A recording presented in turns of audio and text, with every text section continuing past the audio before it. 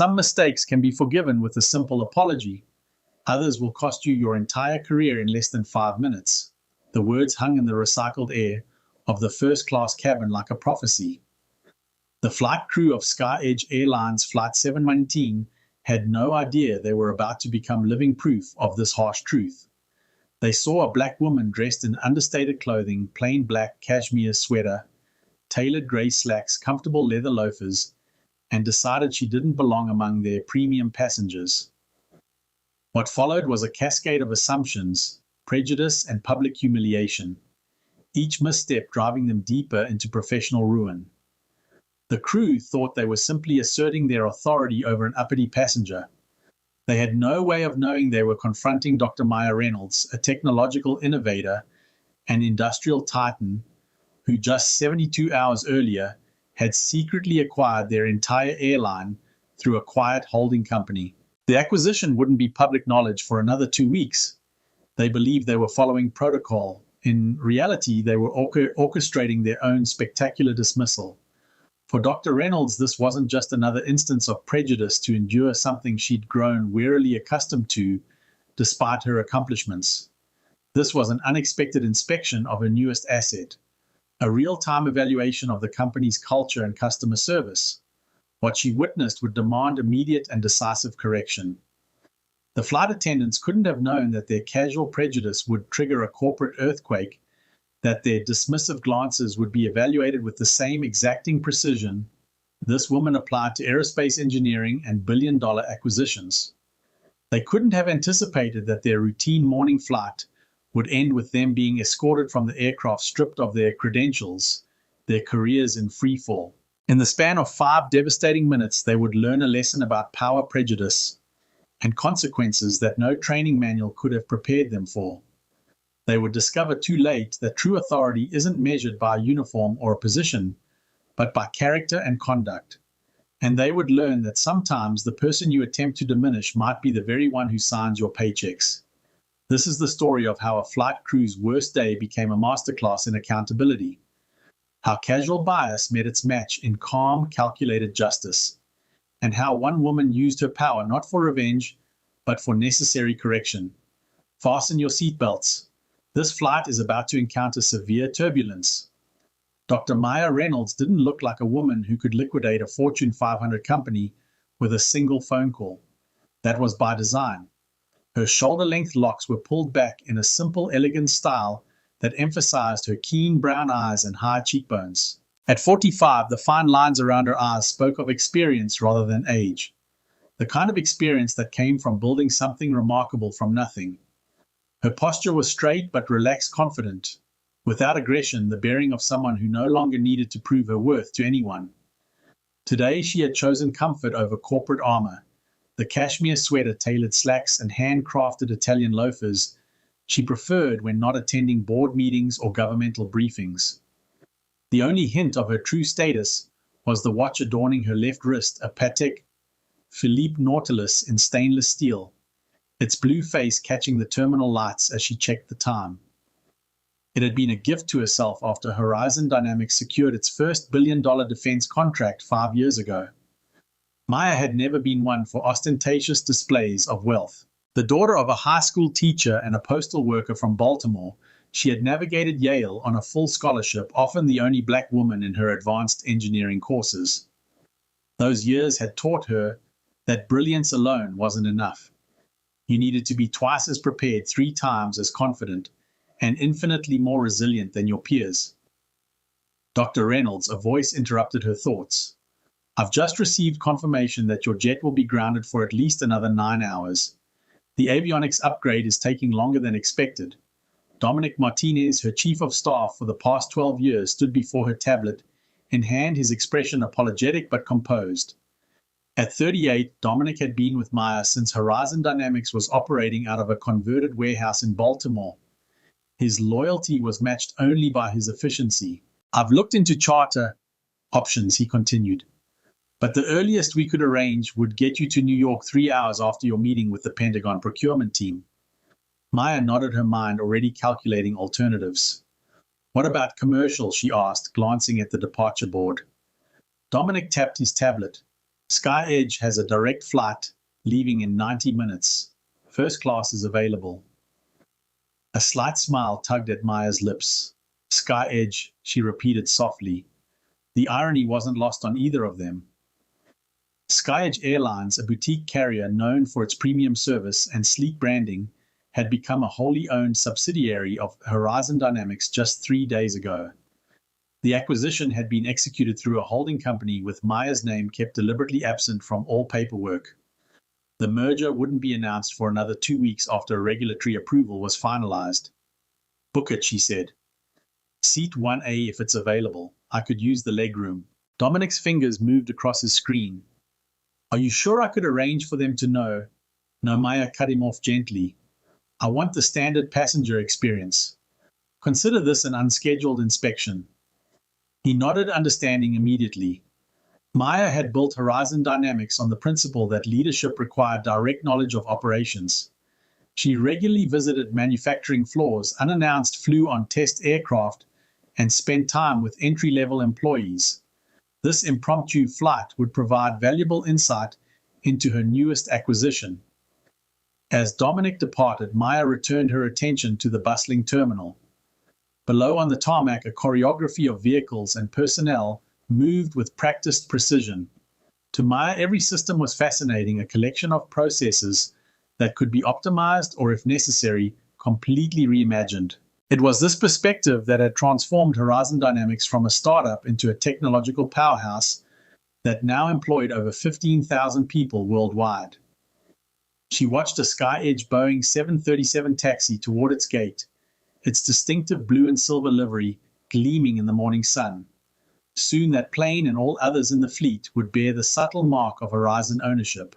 But first, Maya wanted to understand exactly what she had purchased, not just the assets and balance sheets, but the human element, the culture, the experience.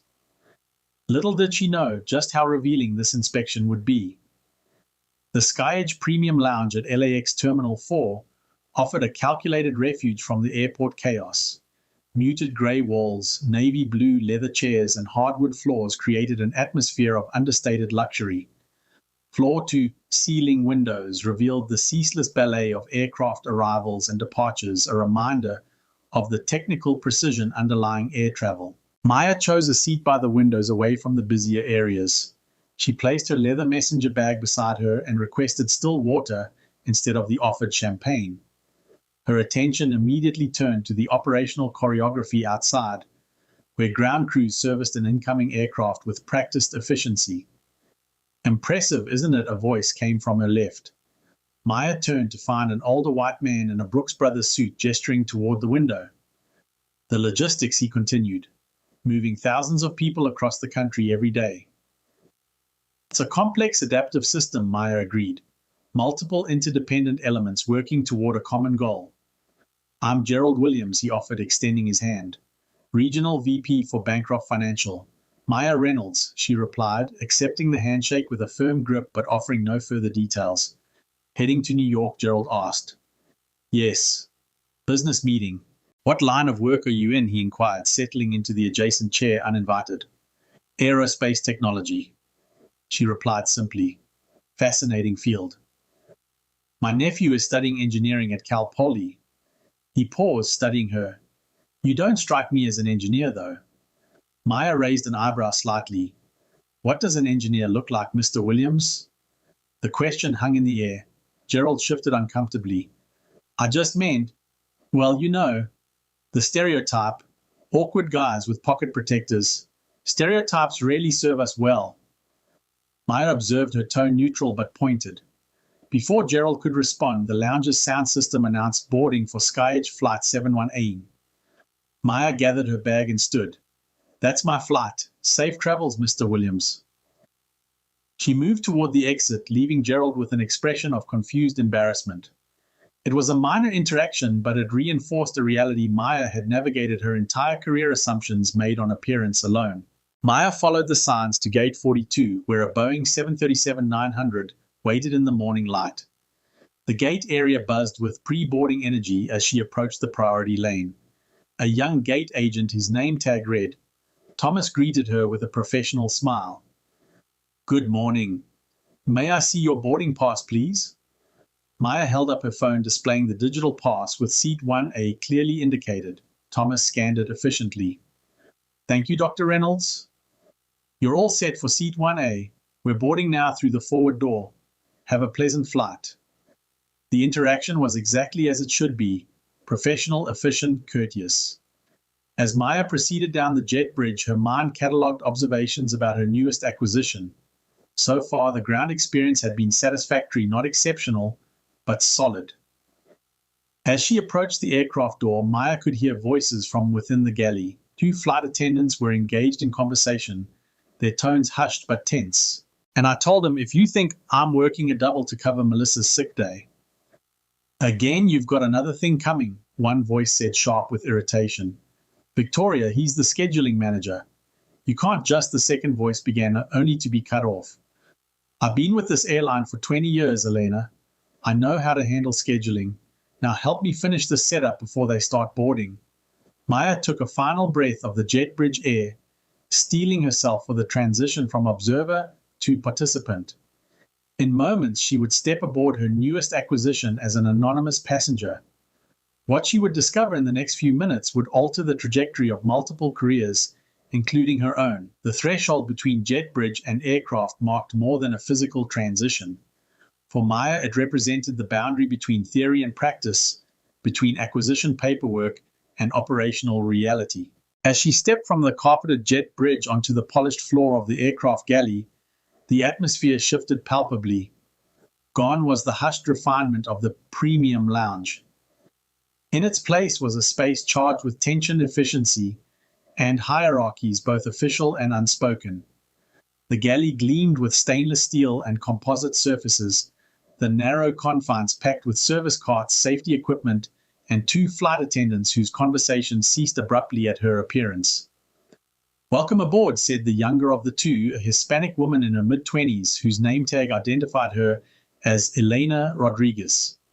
Her smile appeared genuine, if slightly nervous, her uniform crisp and properly fitted. May I help you with your bag? I can manage, thank you, Maya replied. Returning the smile, the second flight attendant turned slowly from the galley counter, where she'd been arranging welcome drinks. Victoria Barnes, according to her name tag, was a white woman in her early 50s, color with meticulously styled blonde hair pulled into a severe bun. Her uniform, though impeccable, seemed to emphasize rather than diminish the rigidity of her posture. Her eyes, a pale, icy blue, performed a swift assessment of Maya, taking in the simple sweater, the tailored slacks, the absent designer logos. Good morning, Maya offered, meeting Victoria's gaze directly. Victoria's response was a delayed, thin-lipped smile that failed to reach her eyes. First class is to your left, she said, her tone carrying an odd inflection, as though she were correcting a mistake Maya hadn't made. Thank you. Seat 1A. Victoria's eyebrows lifted slightly, a nearly imperceptible reaction that nonetheless telegraphed surprise or perhaps skepticism.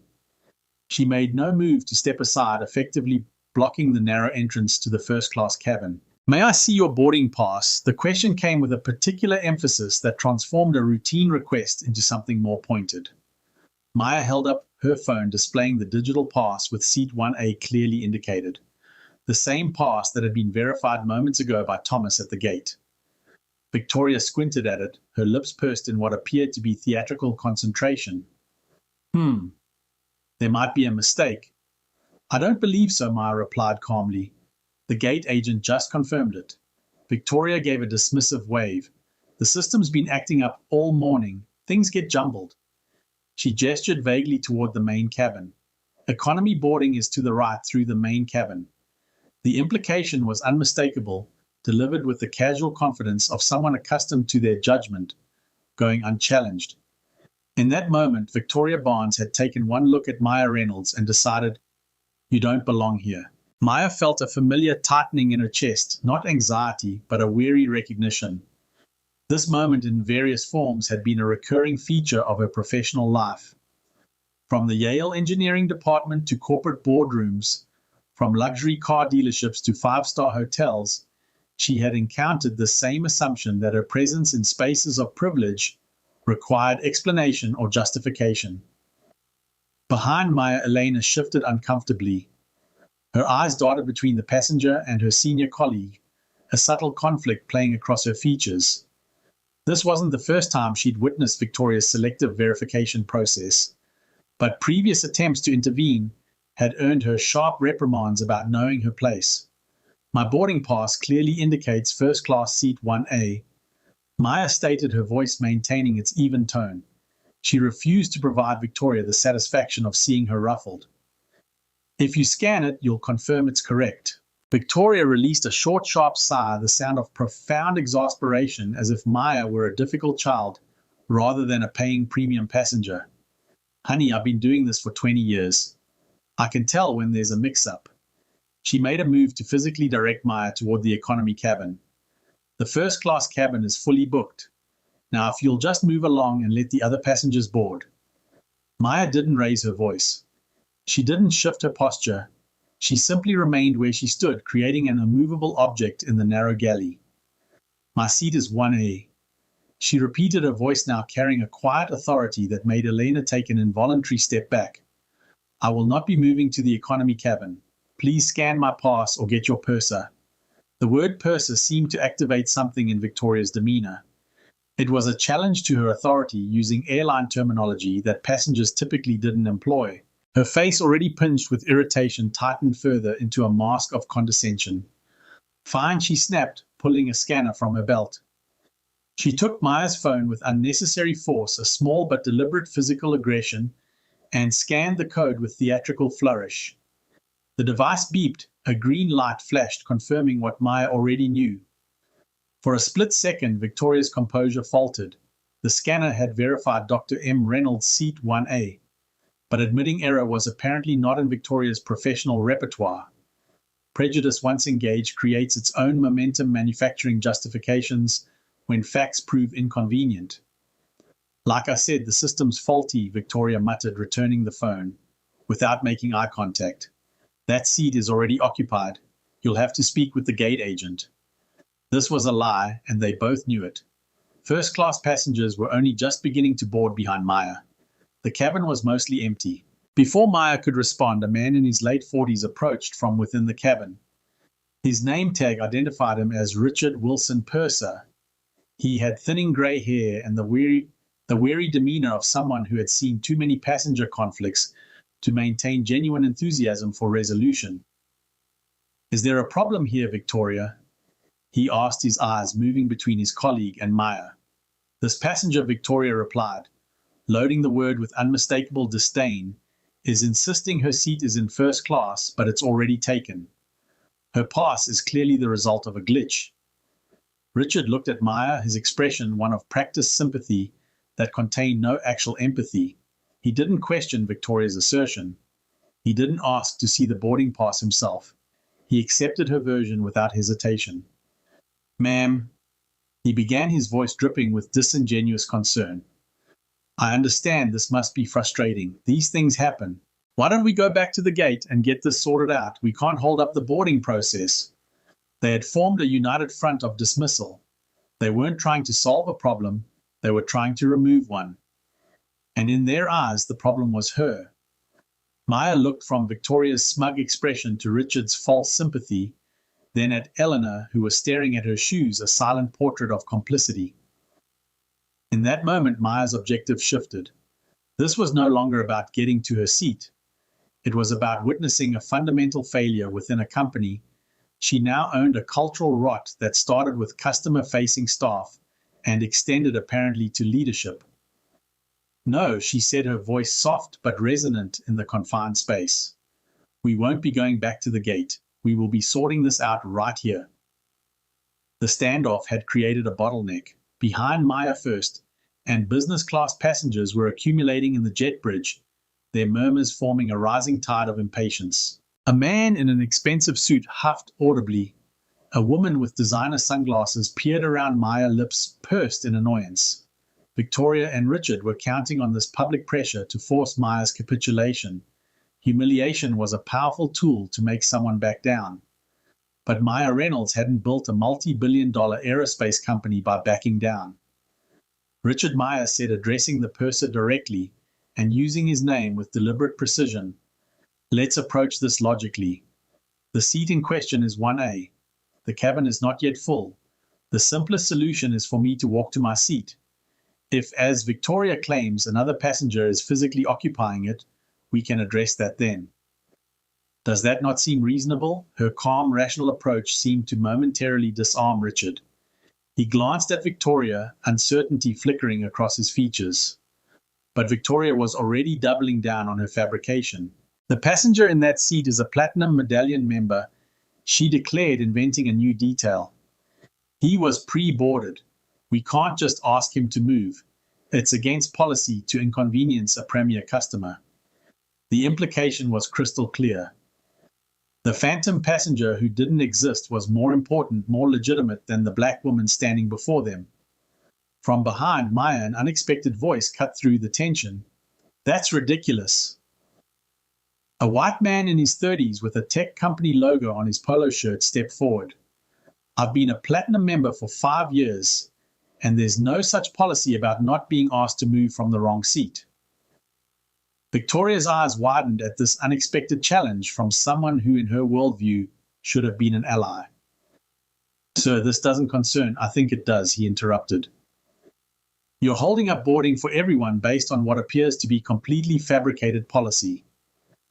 This intervention momentarily threw Victoria off script.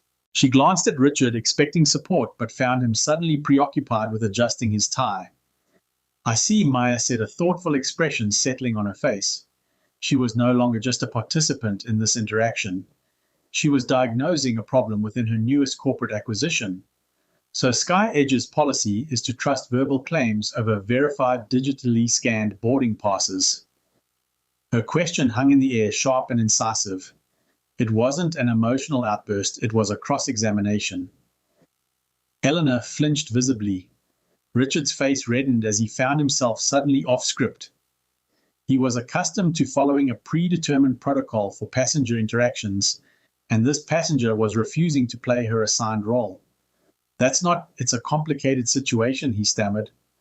It's actually very simple, Maya countered smoothly. Either my ticket is valid or it is not. Your scanner confirmed it is.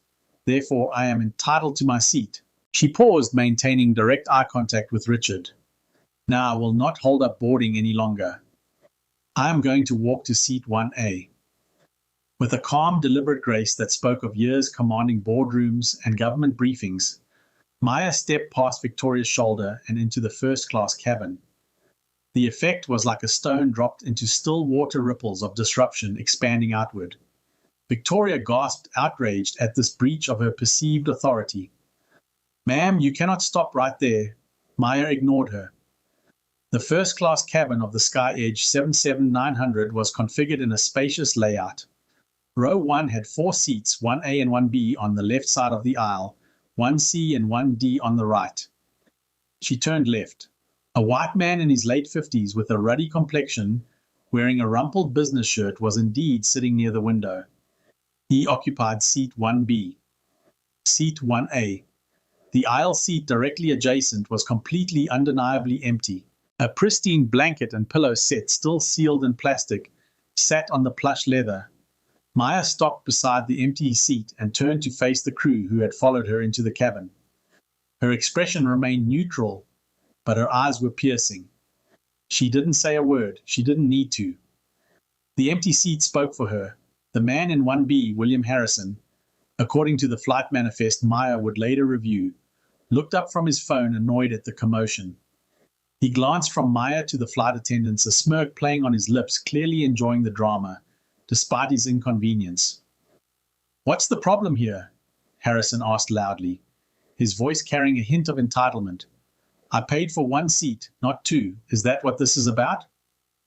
He seemed to relish the opportunity to insert himself into the confrontation. Victoria's face, which had been pale with anger, now bloomed with splotchy red patches of humiliation. She had been caught in a transparent lie. But instead of contrition, she chose escalation.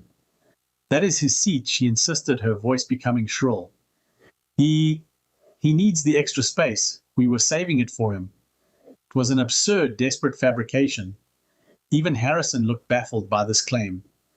I don't need 2 seats, he grumbled before returning his attention to his phone, absolving himself of further involvement.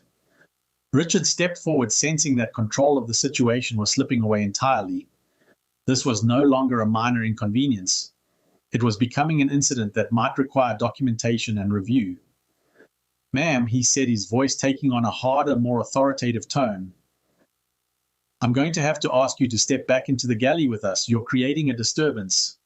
I am creating a disturbance, Maya asked, her voice dropping to a near whisper, yet carrying more weight than Victoria's shout. I presented a valid ticket.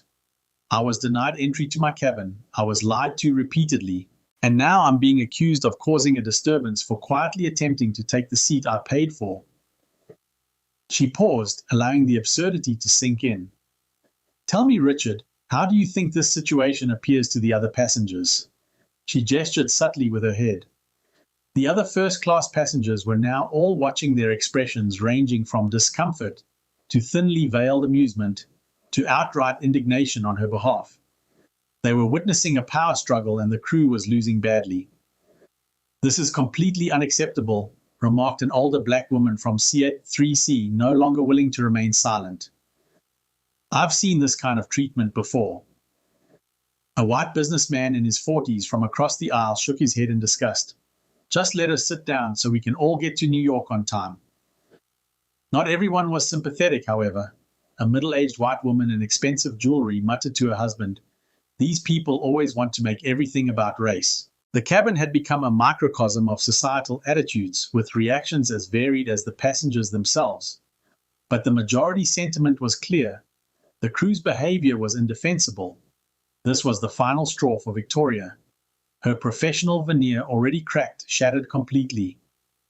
That's it, she declared, eyes blazing with vindictive fire. You're a security risk. You're being disruptive and refusing to follow crew instructions. She turned to Richard. Call the captain. Invoking the captain was the nuclear option. It escalated the situation from a customer service dispute to a potential federal offense. Richard hesitated, panic evident in his expression.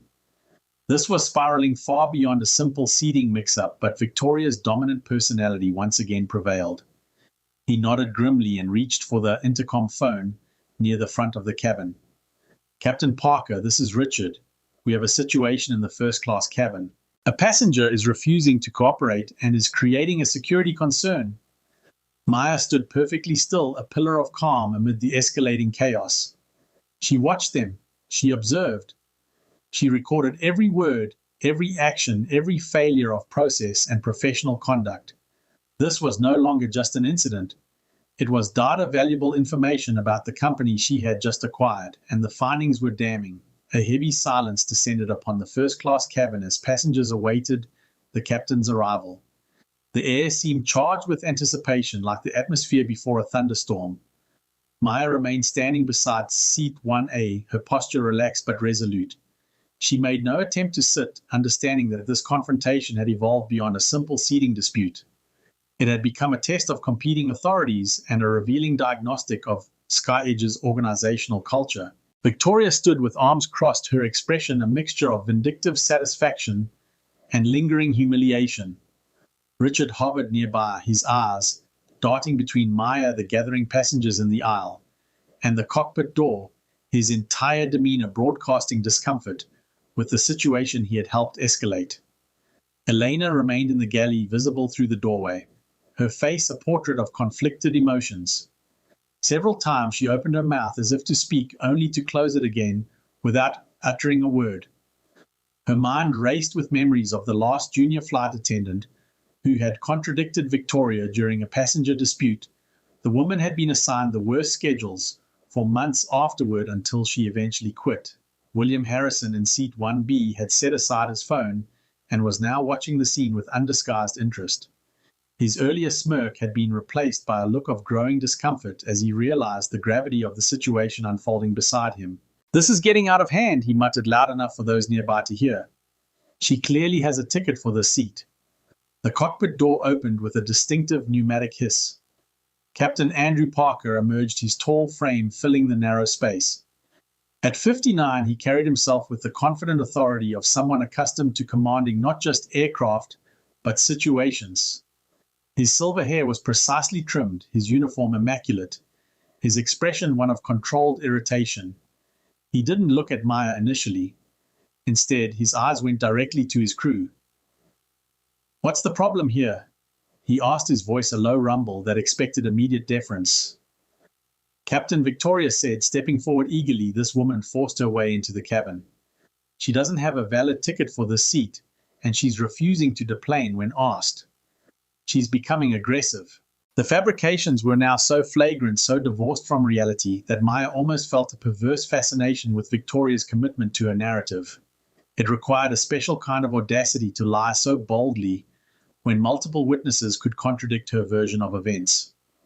Only now did Captain Parker turn his attention to Maya. His gaze was clinical, the kind reserved for malfunctioning equipment, impersonal, irritated, and devoid of curiosity.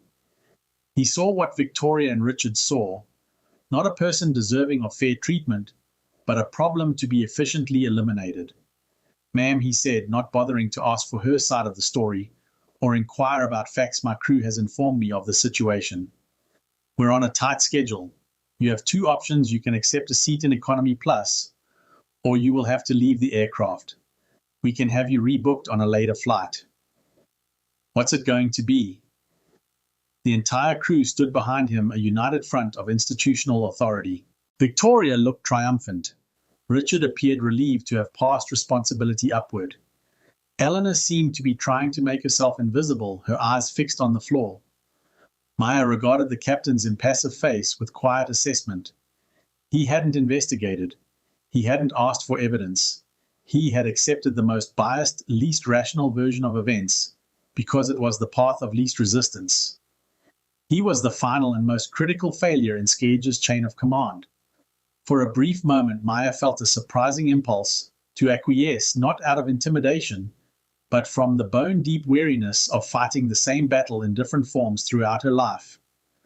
Would it be easier to just take the economy seat, complete her inspection from there, and address the cultural issues later through policy changes? The thought lasted only a second before it was replaced by a firm resolve. This moment wasn't just about her comfort on a single flight. It was about every passenger who would come after her, especially those who lacked her power and position. To walk away now would be to endorse the very behavior she found intolerable. She held his gaze for a long moment. He expected her to argue, to protest perhaps, to break down in tears. He was prepared for all possible manifestations of defiance or submission. He was not prepared for what she did next. Maya gave a small, almost imperceptible nod. "I see," she said, her voice utterly devoid of emotion. "I understand my options perfectly." She turned not toward the back of the plane as the crew anticipated, but toward the open door of the aircraft. To them it signaled surrender, a clear indication that she would deplane rather than accept economy seating. Victoria's smug expression deepened. Richard's shoulders relaxed visibly. They had won. They had successfully put this difficult woman in her place. As Maya reached the galley, she paused and took her phone from her pocket. But it wasn't the airline's app she opened. It was a secure satellite link, a specialized communication device used for sensitive corporate communications. She pressed a single number on her speed dial. The crew watched in confusion as she raised the phone to her ear. Her first word cut through the air, quiet, yet absolute in its authority. "Dominic." Captain Parker's ultimatum hung in the recycled air of the cabin, as sterile and final as a surgeon's pronouncement before an incision. The entire crew arrayed behind him presented a facade of corporate authority, their postures conveying the certainty of victory. Victoria's face was a mask of vindictive triumph, her arms crossed tightly, as if physically containing her satisfaction. Richard looked profoundly relieved, grateful that a messy problem was now in more authoritative hands. The captain himself was a portrait of detached impatience, his gaze unwavering, his authority absolute in his own mind. They expected resistance. They were prepared for hysteria. They had encountered difficult passengers before and had a mental script for every possible reaction. They were utterly unprepared for Dr. Maya Reynolds. In the space of a single extended heartbeat, Maya processed the situation with the same cold analytical precision she applied to aerospace engineering challenges and hostile corporate takeovers. This was no longer a simple customer service interaction. It was a cascading failure of organizational culture, a series of flawed decisions fueled by bias and cemented by arrogance. She looked at their faces one by one, and she did not see individuals. She saw liabilities. Victoria was a reputational risk. Richard was a leadership failure. Captain Parker represented an abdication of ultimate responsibility. A profound weariness washed over her, a feeling heavier than anger. It was the exhaustion that came from a lifetime of having to prove her existence, her legitimacy, in spaces where her presence was questioned by default. From Yale's engineering lecture halls to her first corporate boardroom to this first-class cabin, the theme remained constant: justify your presence. Maya remembered a particularly painful incident during her sophomore year at Yale. A professor had stopped her at the door of an advanced thermodynamics seminar, insisting she must be in the wrong room despite her name being on the roster. When she produced her student ID, he'd simply said, "Well, that's surprising," before allowing her entry. She had aced that course, but the memory of that moment, the automatic assumption of her misplacement, had never faded. The crucial difference now was that Maya was no longer a student trying to earn her place or an employee fighting for recognition. She owned the room, she owned the plane, she owned the entire airline, and that changed everything. This was no longer a personal insult to be endured. It was a fundamental flaw in a complex organization. She had just acquired a culture of prejudice that threatened her investment and the experience of countless future passengers. It was her fiduciary duty to her shareholders, to her brand, and to every future customer who might look like her to excise this cancer immediately. A small, almost imperceptible shift occurred in her posture the moment the passenger receded and the CEO emerged. She gave a slow, deliberate nod. "I see," she said, her voice stripped of any discernible emotion. "I understand my options perfectly." With measured dignity, she turned away from the captain and his crew. She did not cast a final defiant glare. She simply moved her steps unhurried back toward the galley and the open aircraft door. A collective unspoken sigh of relief rippled through the crew. It was over. Their authority had prevailed. Victoria allowed a triumphant, venomous little smile to touch her lips. She turned to Richard and muttered just loudly enough for nearby passengers to hear, "Some people just can't take no for an answer." Richard, busy trying to hustle the other queuing passengers, nodded in agreement. "Back to business," he said, his voice imbued with renewed cheerfulness. Captain Parker, his duty discharged, gave a curt nod and turned to head back to the cockpit, confident that the disruption had been neutralized. To him, Maya was already a forgotten annoyance, a piece of human friction smoothed over by the rigid application of protocol. William Harrison, still in seat 1B, watched Maya's retreat with a furrowed brow. Unlike the crew, he sensed something wasn't quite right about this resolution. The woman's composure was too perfect, her acceptance too immediate. She wasn't acting like someone who had been defeated. "This doesn't feel right," he muttered to himself, suddenly uncomfortable with his role as a passive bystander. As Maya reached the threshold between the cabin and the galley, she paused. She reached into her leather messenger bag and withdrew her phone. It was not a slim, jewel-like consumer device. It was a slightly thicker, more robust piece of hardware, its casing a dull, non-reflective composite. The Raya satellite phone. A tool for when you were beyond the reach of normal infrastructure, a device that spoke of remote research facilities, and the kind of global business that could not afford to be out of touch for even a moment. The crew paid her no mind. She was probably calling a friend to complain, or a car service to cancel her pickup at JFK. It was the last gasp of a person who had lost a confrontation. She pressed a single button on her speed dial.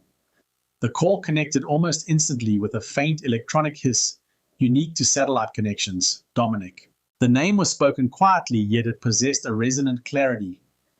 It was the voice of a commander addressing her most trusted lieutenant. On the other side of the country, in the Horizon Dynamics Command Center in Reston, Virginia, Dominic Martinez sat bolt upright. He recognized that tone. He had heard it only twice before, once during a server collapse that threatened to wipe out a decade of research, and once during a tense negotiation with the Department of Defense. It was the sound of Maya's placid fury. Maya, he said instantly. Alert, his fingers already flying across a keyboard, bringing up contingency protocols. Your flight should be taking off. Is there a problem? Our plans have been altered, she replied, her back to the cabin, her eyes watching the crew's triumphant reflections in a polished steel coffee maker. I'm on Sky Edge Flight 7A in LAX Gate 42. I need you to execute Code Obsidian. The typing on the other end of the line stopped, a beat of pure silence. Code Obsidian was the Horizon Dynamics emergency protocol for when a company asset encountered a critical operational failure. Unlike most emergency procedures which addressed external threats or technical malfunctions, Code Obsidian was specifically designed for internal failure situations where the organization itself was compromised from within. It triggered a complete command override and executive intervention, Code Obsidian. Dominic repeated the two words heavy with implication. Confirmed. Is there a security threat? Are you safe? The only threat is to this company's bottom line, she replied, her voice as cold as the stratosphere. I want you to ground this flight. Now. Contact the LAX Air Traffic Control Center and Airport Operations. Use my authority as controlling shareholder. I want a hold placed on Sky Edge 719. Under no circumstances is the jet bridge to be detached. Instruct the ground crew to hold position and await direct orders from me. Is that clear? Crystal, Dominic replied, his voice now a low, efficient hum of activity. He was already relaying the orders through secure channels. Then get me Patricia Montgomery. I want her and the entire senior executive board for Sky Edge on a conference line in 5 minutes. Tell them their new owner is on site and is witnessing a complete operational breakdown. I want them on that call in 5 minutes, or they can tender their resignations in 6. It's already in motion, Dominic confirmed. The aircraft is now classified as a static asset. The tower has been notified. Thank you, Dominic. She ended the call and turned around, her expression serene. She walked back to the entrance of the first-class cabin, but didn't try to enter. She simply stood there, a silent, motionless sentinel. Her stillness was more unnerving than any outburst could have been. Victoria noticed her first. Her triumphant smile vanished, replaced by a sneer of irritation. Oh, for heaven's sake. Are you still here? I'm calling security myself if you don't. Her tirade was cut short by the captain's voice crackling over the intercom. The boom of authority was gone, replaced by a sharp, confused tone. Tower, this is Sky Edge 719. We're showing a ground hold order flagged against our flight number. Can you advise we are buttoned up and ready for pushback? The reply from the tower was flat, unemotional, and audible to everyone in the suddenly silent cabin. Sky Edge 718 affirm you are under a ground hold. The order originates from your own corporate headquarters. Override Priority Alpha. I repeat, Override Priority Alpha. Do not close your doors. Hold position at the gate, awaiting further instruction. A wave of confusion rippled through the cockpit and cabin. Captain Parker's voice came back tight with frustration. Corporate on whose authority we have a schedule to keep. Authority is listed as Reynolds, the tower replied. No further information available. Maintain position 718. William Harrison's head snapped up at the name, his eyes immediately finding Maya standing in the galley doorway. The smug amusement that had played across his features moments ago was replaced by a dawning realization. He shifted uncomfortably in his seat, suddenly very interested in his phone screen. Richard's face went pale. Victoria's mouth opened and closed silently, like a fish struggling for oxygen. Corporate intervention of this magnitude was unheard of. An override from someone named Reynolds. It made no sense. Their reality began to completely unravel when Thomas, the gate agent, burst back onto the plane. He was no longer the calm, smiling professional who had processed Maya's boarding pass. He was breathless, his tie askew, clutching a tablet with white-knuckled hands. Captain Parker, he called, his voice cracking with panic. An alert just came through. It's a red flag directive from the executive office. He stumbled into the galley, his eyes wild. He scanned the scene, the confused crew, the waiting passengers, and the impossibly calm black woman standing by the galley. His gaze locked on her, recognition dawning in his expression. It says there's a code Obsidian event, he stammered, reading from his tablet. All operations are suspended. There's a message here for the crew of Flight 719. Do not under any circumstances allow the passenger, Dr. Maya Reynolds, to leave the aircraft. Comply with all her requests immediately and without question. The COO is en route to your location. Acknowledge receipt. Thomas looked up from the tablet, his face a canvas of dawning gut-wrenching horror. He looked directly at Maya. You're Dr. Reynolds, he whispered the name, suddenly feeling like a thunderclap in the small enclosed space. Maya offered him a single slight nod of confirmation. The name combined with the context hit the crew like a physical blow. Victoria staggered back a step, her hand flying to her mouth. Richard's face had turned a pasty, sickly shade of grey. Captain Parker, who had emerged from the cockpit to investigate the commotion, stood frozen in the aisle, the colour draining from his face. Reynolds, the name of the reclusive genius, founder of Horizon Dynamics. The company that, according to hushed rumors in financial pages, had just acquired a significant stake in a major airline. Before anyone could speak, a new sound echoed from the jet bridge, the frantic drumming of expensive shoes on metal. A moment later, 3 people in bespoke business attire, looking utterly disheveled, burst onto the plane. Leading the group was Patricia Montgomery, the Chief Operating Officer of Sky Edge. Her usually immaculate silver bob was in disarray.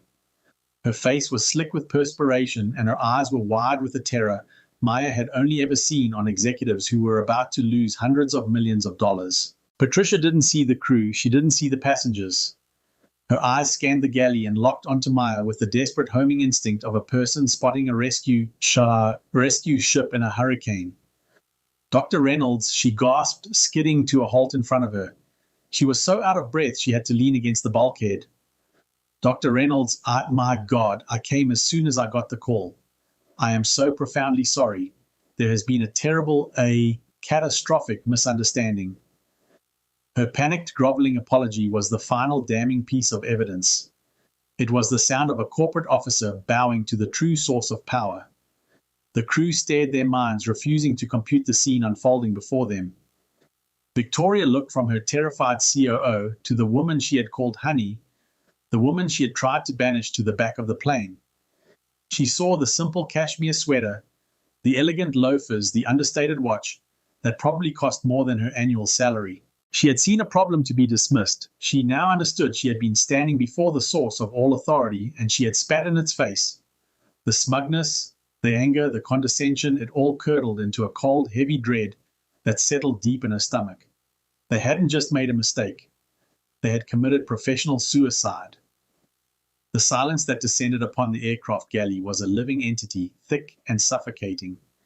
It was composed of the crew's frozen shock, Patricia Montgomery's ragged breathing, and the stunned stillness of the first-class passengers. In this vacuum of sound, Dr. Maya Reynolds was the gravitational center, her calm presence holding every person in a state of suspended animation. The COO's panicked recognition of her name had been the lightning. This silence was the thunder that followed, rolling through the cabin and confirming the devastating scale of the strike. Patricia Montgomery, recovering a sliver of her executive composure, made a move to speak again, to apologize further, to do anything to fill the terrifying void. But Maya raised a single placid hand, and she fell silent instantly. Her gaze had not left the crew. This was not yet the moment for damage control. This was a moment of judgment. Behind Patricia, 2 more executives hovered in the galley doorway. James Atkins, Sky Edge's chief financial officer, a thin man with wire-rimmed glasses, whose usual precise demeanor had given way to visible anxiety. Beside him stood Olivia Wilson, head of customer experience, clutching a leather portfolio to her chest like a shield, her eyes darting between Maya and the crew with growing horror as she pieced together what had transpired.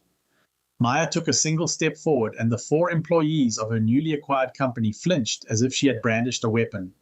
Her eyes, clear and analytical, moved from one face to the next. When she spoke, her voice was not raised. It was worse, quiet, precise, and utterly devoid of mercy. Let's review the events of the last 10 minutes from a business perspective. She began, her tone chillingly conversational. Let's treat this as a case study in operational failure. She fixed her gaze first on Victoria, whose face had crumpled from smug triumph into a quivering mask of disbelief. Ms. Barnes, Maya said, using her surname for the first time. Your role is customer experience lead for this cabin. Your primary function is to act as a brand ambassador for Sky Edge. Instead, you made a series of assumptions based on a visual assessment of a passenger. You mistook understated clothing for a lack of means. You equated skin color with an inability to belong. She paused, allowing each statement to land with surgical precision. You did not consult your own scanner, a tool provided specifically for verification. When proven wrong by that tool, you did not apologize and correct your error. You invented a series of escalating falsehoods. You lied about a full cabin. You lied about a pre-boarded passenger. And you lied to your superiors. The clinical dissection continued, relentless in its accuracy. You converted a simple boarding process into a public confrontation, alienating not just one passenger, but every other premium customer who witnessed it. Maya gestured subtly to the first-class cabin where passengers were watching in stunned silence. You are not an asset, Miss Barnes. You are a walking, talking lawsuit.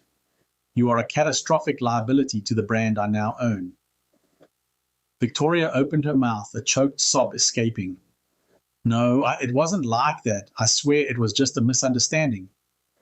I was having a bad day. For a split second, Maya's composure faltered. A flicker of genuine incredulity crossed her features at this attempted justification. Inside, she found herself wondering how many passengers had Victoria mistreated because she was having a bad day. How many people had been humiliated, dismissed, or denied proper service by someone whose job was literally to provide hospitality. My company does not subsidize your bad days. Maya cut her off, the steel in her voice hardening. Your personal feelings are irrelevant. The moment you put on that uniform, you cease to be Victoria Barnes and you became Sky Edge. And Sky Edge under my ownership will not be defined by your prejudice.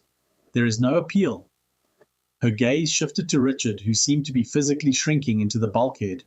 Mr. Wilson, she said, addressing him formally. Your role is in-flight service manager. You are the designated leader on the cabin floor.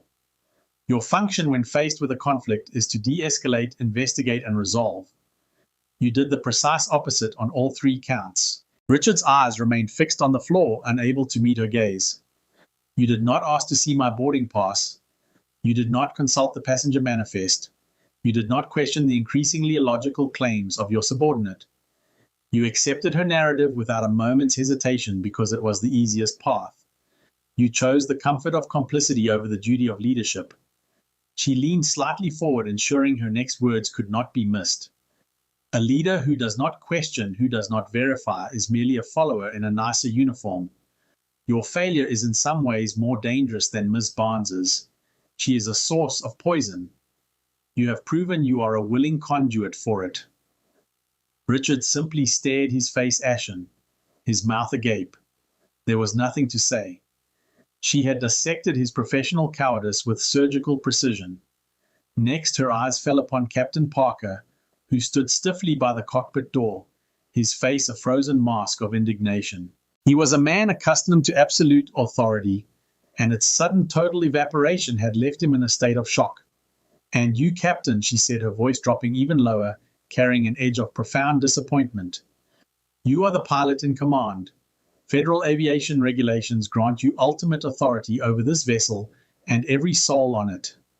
That authority is not a privilege. It is a burden of immense responsibility.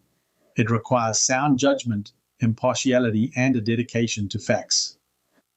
She took a step closer to him, her gaze unflinching. When you were summoned, you conducted no investigation. You asked me not a single question. You accepted a third-hand, biased, and frankly hysterical report from your crew, and presented me with an ultimatum. You were willing to eject a ticketed passenger from your aircraft based on hearsay. Captain Parker's jaw tightened, a flash of defiance crossing his features, but he remained silent. The safety and security you are sworn to protect is not merely about mechanical checks and flight paths, Captain. It begins with the fundamental respect and fair treatment of the people on board. You failed your most basic duty before we ever left the ground. You have proven that your authority is a shield for your convenience, not a tool for justice. You are a risk I am not willing to take. Finally, her gaze softened just a fraction as it rested on Elena, the young attendant who stood trembling, tears streaming silently down her cheeks. And you, Ms. Rodriguez, Maya said, her tone shifting from condemnation to something more akin to a final lesson. You are new. You were uncomfortable. I could see the conflict on your face from the moment I stepped on board. You knew what was happening was wrong, but you remained silent. You stood by and watched your colleagues abuse a passenger because you were afraid. Maya felt a twinge of personal struggle as she addressed Elena. The young woman's fear was palpable, and her tearful remorse seemed genuine.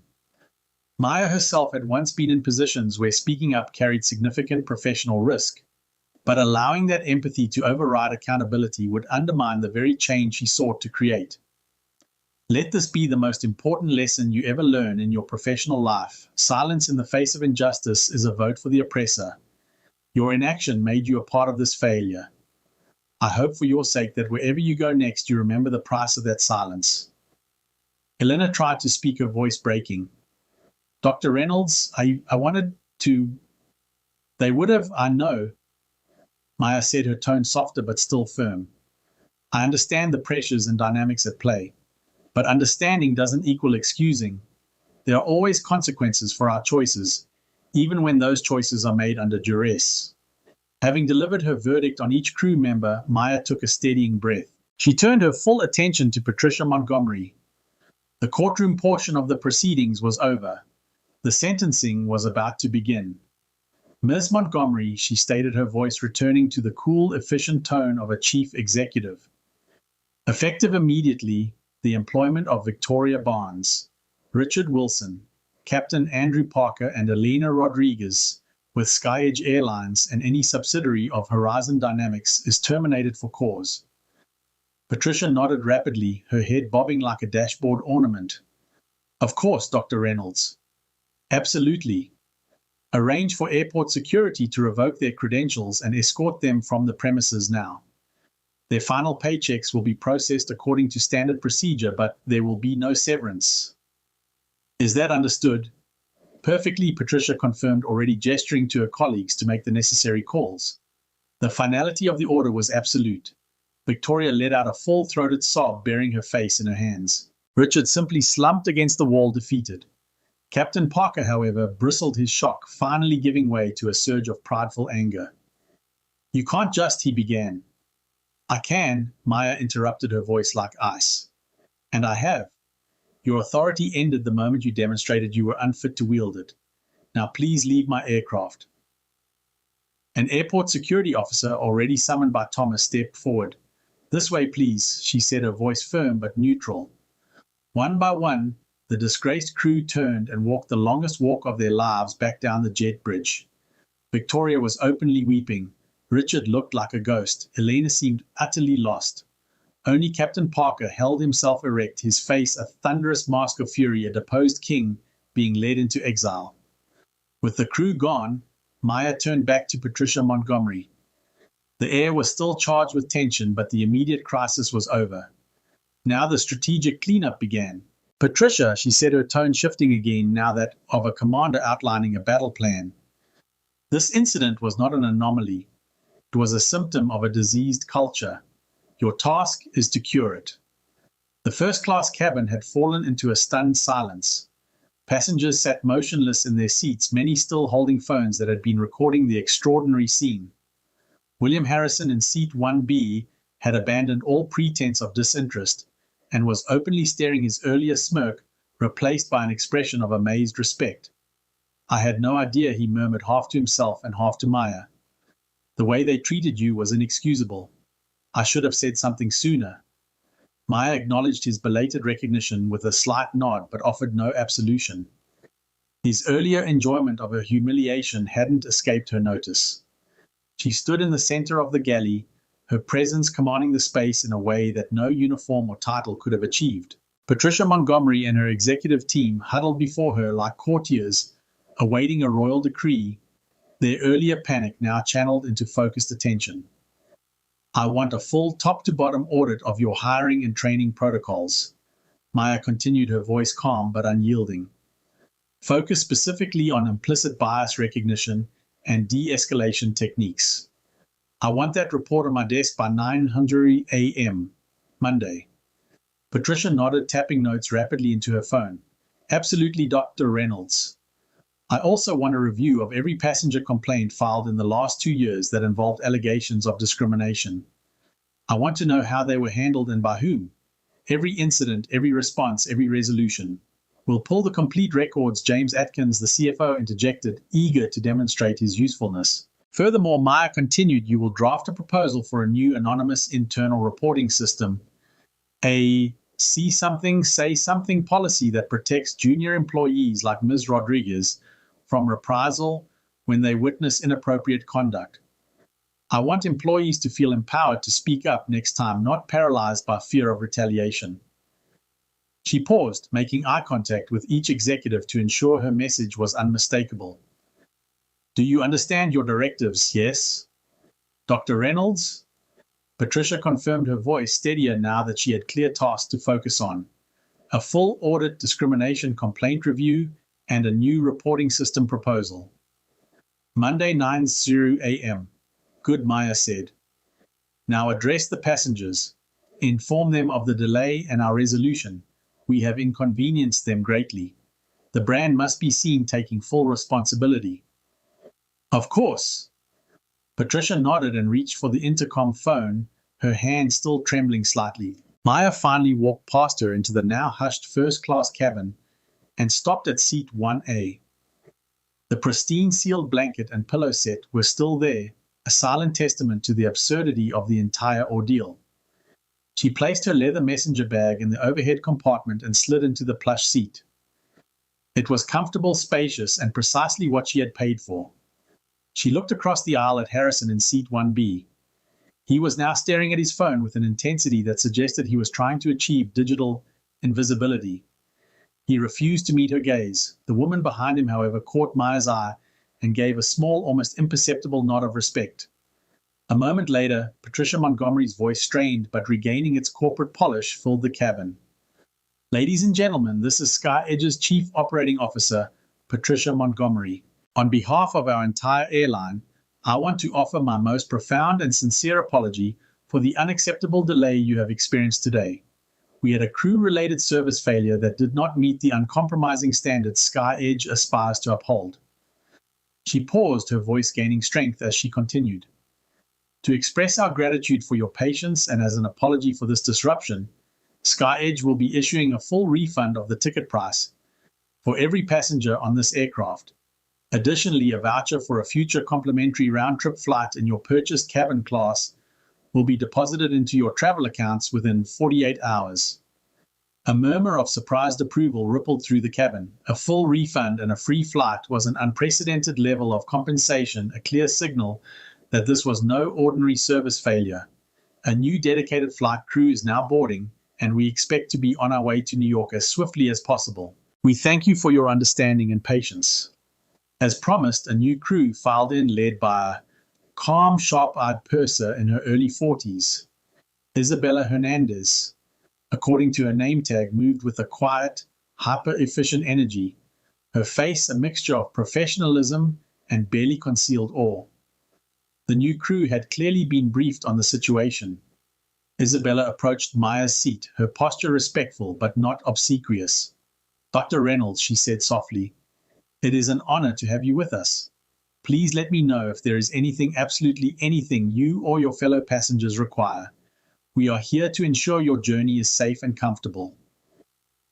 Thank you, Isabella, Maya replied, offering a faint, tired smile. A bottle of still water and a safe on-time arrival is all I ask. Consider it done, the purser said, with a crisp nod before moving away to direct her team. The cabin doors were finally sealed. The jet bridge retracted with a heavy thud. The engines began to spool up their deep, powerful hum, a sound of progress, of moving forward.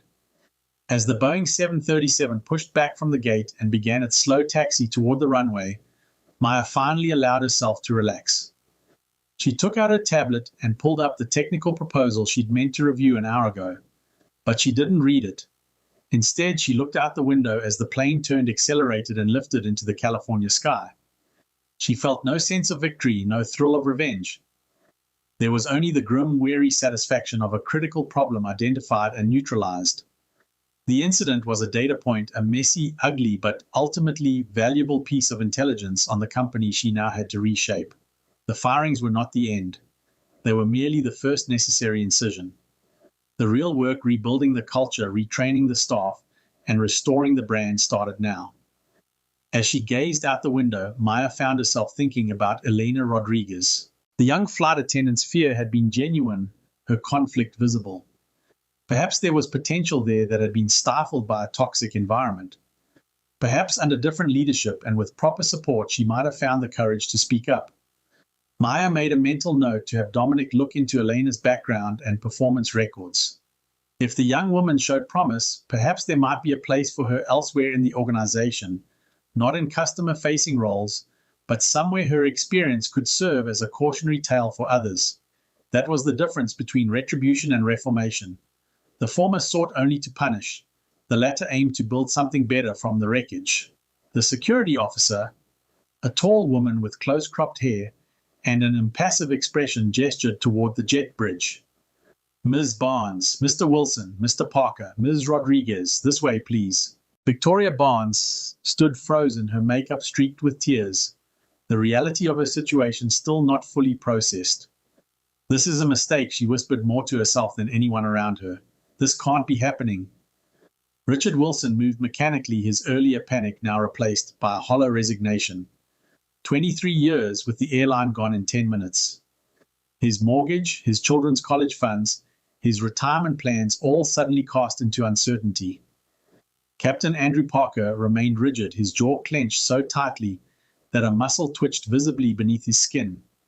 His entire identity was bound up in his position. Without it, who was he? Elena Rodriguez moved last, her young face etched with devastation. 6 months into her dream career, she had witnessed its destruction and her own complicity in real time. Unlike the others, there was something else in her expression, a dawning recognition perhaps of the lesson Maya had tried to impart. "Reynolds," Elena said, gathering her courage. Her voice was steady despite the tears still glistening on her cheeks. "What happened today, it wasn't the first time. Victoria has done this before to other passengers. I've witnessed it multiple times. I knew it was wrong each time, but I convinced myself it wasn't my place to speak up." She took a deep breath, her gaze direct now despite her fear. "I understand why I'm being terminated. I failed not just you, but every passenger I stayed silent for. I won't make that mistake again wherever I go next. Some lessons cost more than others, but I promise you this one will stick." Maya studied the young woman, surprised by her clarity and accountability in this moment of personal crisis. Most people in Elena's position would be focused solely on self-preservation or blame. "The most valuable lessons often come at the highest price," Ms. Rodriguez Maya replied. "What matters is what you build with them." Elena nodded, a flash of something like determination crossing her features before she turned to follow her former colleagues. Now the security officer repeated her tone, brooking no argument. As they filed past Maya, each reacted differently to the proximity. Victoria kept her eyes down, unable to face the woman she had so grievously underestimated. Richard cast a pleading glance, a silent bid for mercy, that found no purchase. Captain Parker stared straight ahead, refusing to acknowledge Maya's existence even now. The galley suddenly felt larger without them. The space they had dominated with their prejudice and pride, now cleansed of their presence. Patricia Montgomery exhaled audibly, running a hand through her disheveled silver hair. "Dr. Reynolds, I cannot begin to express my—" "Save it," Maya cut her off, not unkindly but firmly. "This isn't about apologies. It's about action." Patricia nodded rapidly. "Of course. The audit, the review, the reporting system, all will be expedited. But there are immediate operational concerns." We need a replacement captain and crew. Already handled, James Atkins, the CFO, interjected, holding up his phone. Captain Sarah Lawson and her crew were dead heading to JFK on Flight 734. They're being rerouted here now. ETA 15 minutes. Maya nodded her approval. At least someone in SkyEdge's leadership knew how to solve problems efficiently. Olivia Wilson, the head of customer experience, stepped forward hesitantly. Dr. Reynolds, what about the passengers? We should offer some form of compensation for the delay and disruption. Full refunds for everyone on board, Maya stated without hesitation, plus complimentary round-trip tickets in their booked class. Implement immediately. Olivia's eyes widened. That's extremely generous. The financial impact will be negligible compared to the cost of litigation, regulatory scrutiny, and brand damage we'd face if even one passenger decided to make this incident public. Maya finished for her. This isn't generosity, Ms. Wilson. It's risk management. James Atkins nodded, already calculating the numbers. She's right. Full refunds and comps would cost us about $180,000 for this flight. A single discrimination lawsuit could run into millions, not counting the PR disaster. Exactly, Maya said. Now I want this new crew briefed properly. They need to understand that exceptional service is expected for the remainder of this flight. Every passenger must disembark in New York feeling that SkyEdge took extraordinary measures to correct a serious error. Patricia was already typing instructions into her phone. I'll personally brief Captain Lawson when she arrives. Good, Maya said. And one more thing. I want a complete review of Captain Parker's flight history. Every complaint, every incident report, every performance evaluation. I want to know if today was an aberration or a pattern. We'll pull his complete file, Patricia assured her. Maya nodded and turned toward her seat in the first-class cabin. I'll be monitoring the situation from here. Keep me informed of any issues. As she settled into seat 1A, Maya felt the weight of dozens of eyes upon her. The other passengers were watching with a mixture of awe, curiosity, and in some cases thinly veiled resentment. Power, especially when exercised so decisively, always evoked complex reactions. William Harrison, still in seat 1B, cleared his throat awkwardly. That was something else, he murmured, apparently feeling some obligation to acknowledge the extraordinary events. Maya turned to him with a neutral expression. It shouldn't have been. It should have been a routine boarding process, followed by an on-time departure. Harrison nodded, chastened by her response. Of course. I just meant, well, I've never seen anything quite like that. That's the problem, Mr. Harrison, Maya replied quietly.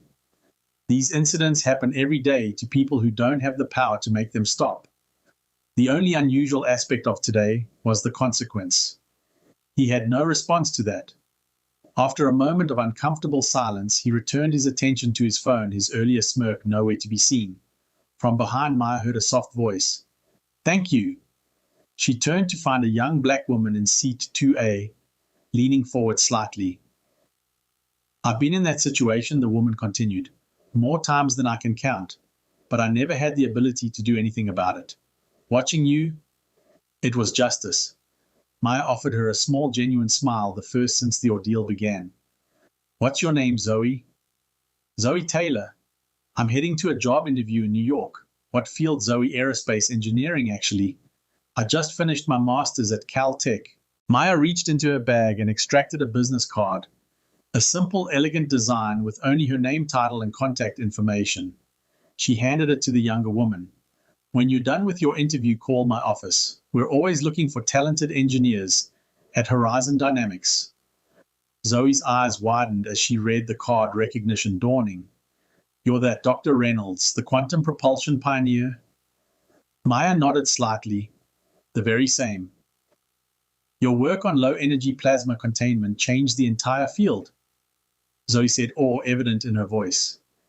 Your papers were required reading in my advanced propulsion seminar. Then I look forward to hearing about your interview, Maya replied, and perhaps discussing your own ideas. Not all passengers shared Zoe's appreciation, however.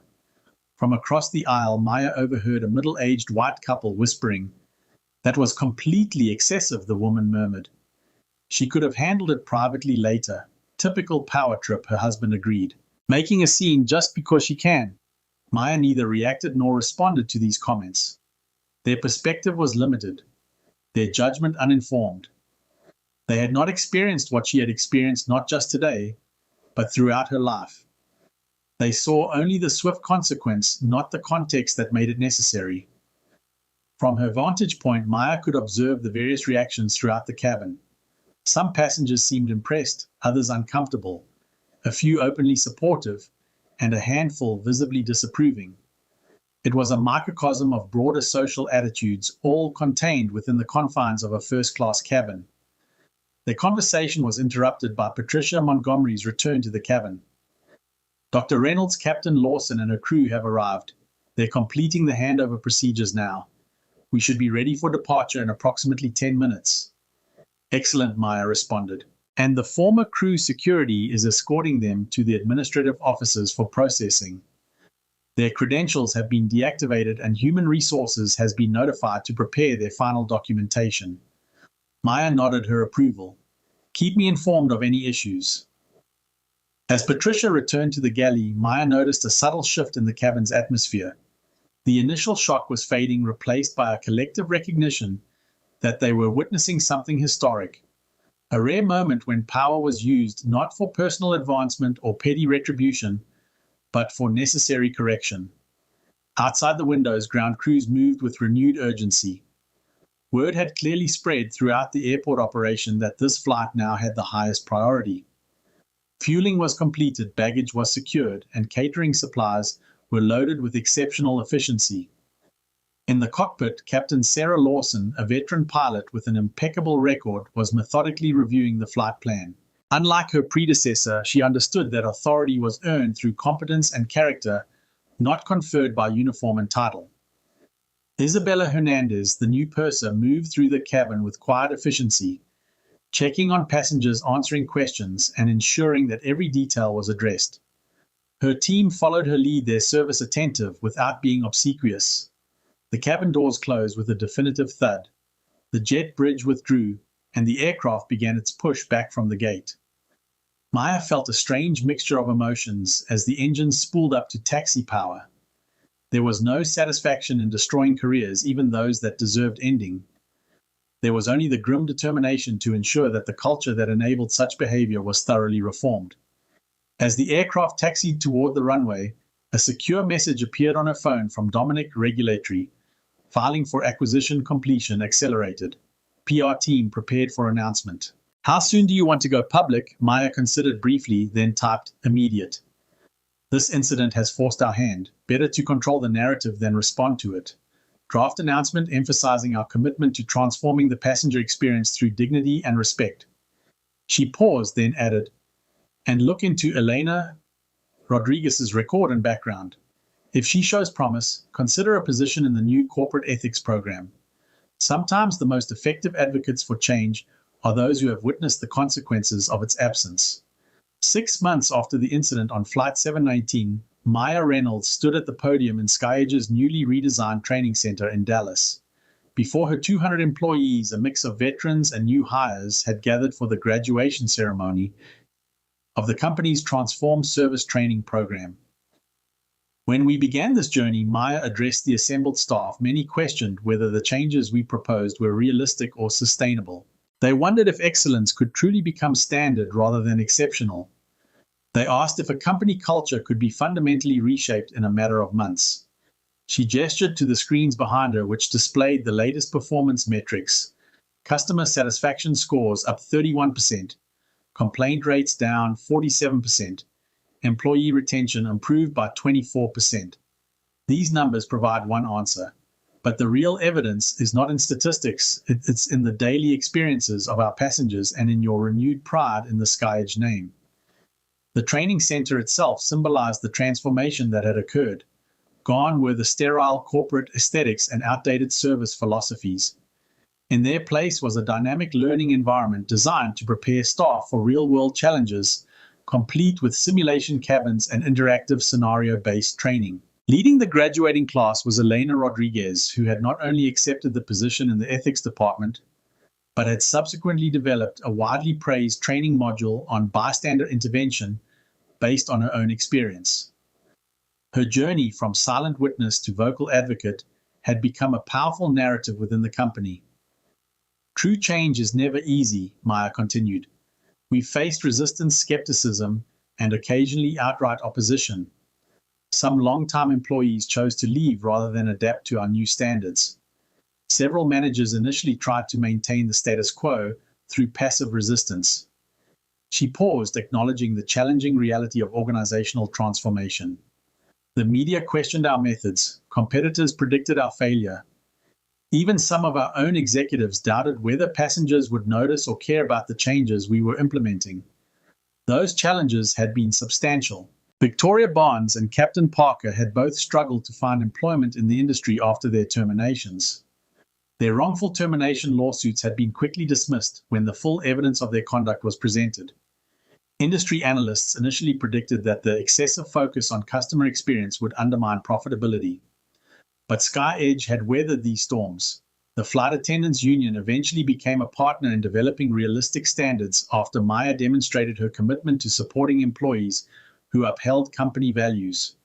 And the financial results had silenced the skeptics' customer loyalty, and repeat bookings had increased significantly more than offsetting the costs of the transformation.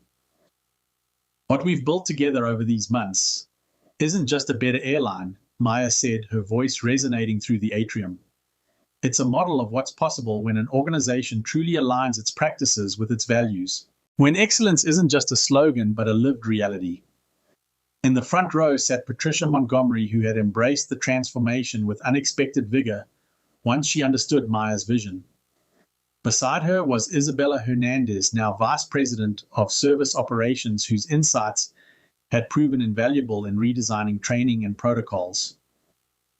The incident that catalyzed these changes was painful, Maya acknowledged, but it revealed something essential: that how we respond to failure matters more than the failure itself. That accountability isn't about punishment, it's about growth. And that dignity isn't a luxury service upgrade, it's the foundation of everything we do.